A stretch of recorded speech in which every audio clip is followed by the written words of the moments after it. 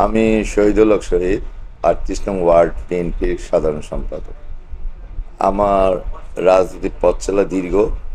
আমি তৃণমূল থেকে উঠে এসেছি। প্রথমে আমি ইউনিটের সভাপতি ছিলাম।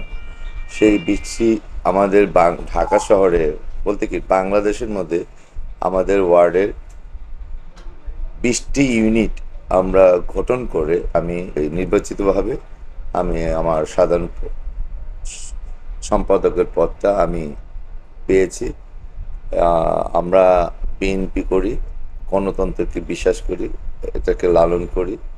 সেই ব্যক্তিতে আমাদের ঢাকা মহানগরের নির্দেশে এবং আমাদের ৬ আসনের কর্ণধার ইঞ্জিনিয়ার ইশরাক হোসেন, তার নেতৃত্বে আমরা আমাদের ওয়ার্ডের ২০টি ইউনিট গঠন করে প্রত্যেকটি ইউনিটের সভাপতি, সেক্রেটারি এবং সাংগঠনিক সম্পাদক ৩ জনের ভোট গ্রহণের মাধ্যমে আমাদের এই পদ নির্বাচিত হয়ে আমরা এই পদে আছি।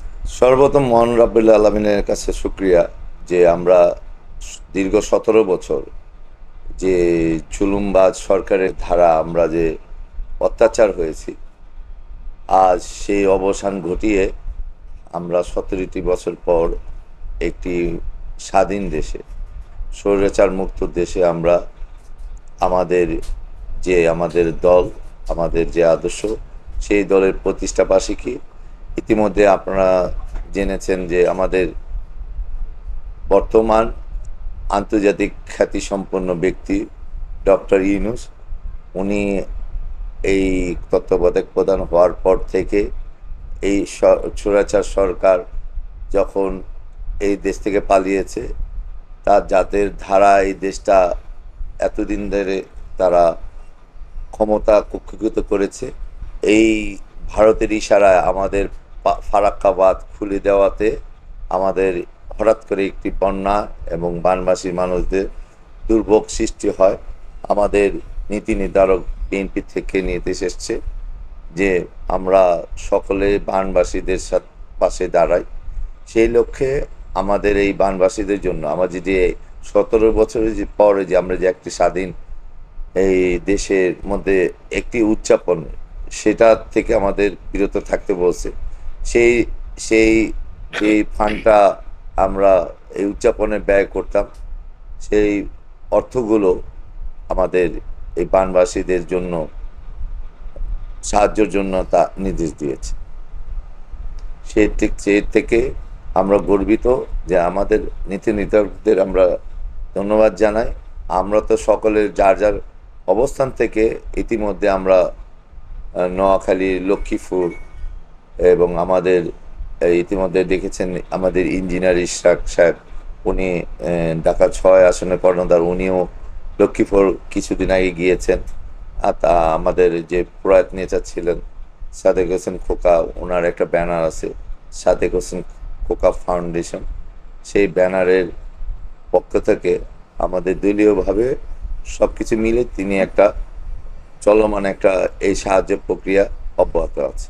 আমি একজন বিএনপির কর্মী এবং নেতা বলেন, আমি বলতে চাই আমাদের গৌরব, ঐতিহ্য, গণতন্ত্র, এই সাফল্যের এই প্রতিষ্ঠা বার্ষিকী উদযাপনে সকলকে আমাদের দলের পক্ষ থেকে, আমাদের ঢাকা ৬ আসনের ইঞ্জিনিয়ার ইশরাক হোসেনের পক্ষ থেকে এবং আমাদের ওয়ার্ডের পক্ষ থেকে আমি এবং আমার সভাপতি, আমাদের সকলের পক্ষ থেকে অনেক অনেক শুভেচ্ছা অভিনন্দন জানাচ্ছি। ব্যক্তির থেকে দল বড়, দলের চেয়ে দেশ বড়।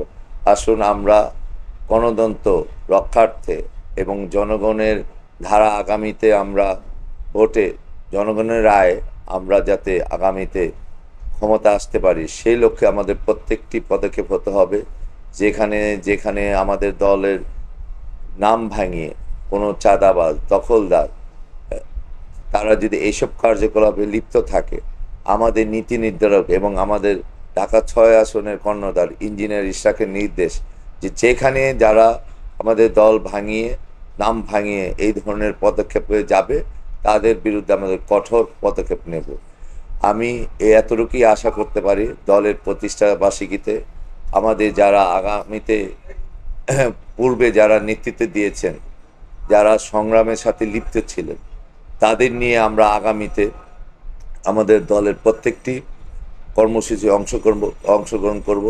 কিছু কিছু লোক আছে, কিছু খোলসধারী লোক আছে, তারা খোলস পাল্টিয়ে, রং পাল্টিয়ে তারা সুবিধা ভোগ করতে চেষ্টা করবে।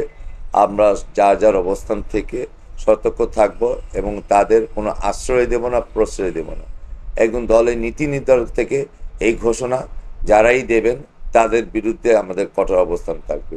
আসুন আমরা দেশটাকে এবং সমাজটাকে দুর্নীতি মুক্ত এবং দখলদার মুক্ত এবং আগামীতে ভোটের কায়েমের মাধ্যমে আমরা জাতীয় নির্বাচনে অংশগ্রহণ করে যাতে জনগণের রায় নিয়ে আমরা যাতে একটি সরকার গঠন করতে পারি, সেই লক্ষ্যে আমাদের পথ চলা থাকবে। আমাদের নেতা মরহুম জিয়াউর রহমান, প্রেসিডেন্ট জিয়াউর রহমান, ওনাকে শ্রদ্ধার সাথে স্মরণ করছি এবং আমাদের দেশমাতা বেগম খালেদা জিয়া এবং আমাদের দেশ নায়ক তারেক রহমান সকলকে সুস্বাস্থ্য কামনা করছি।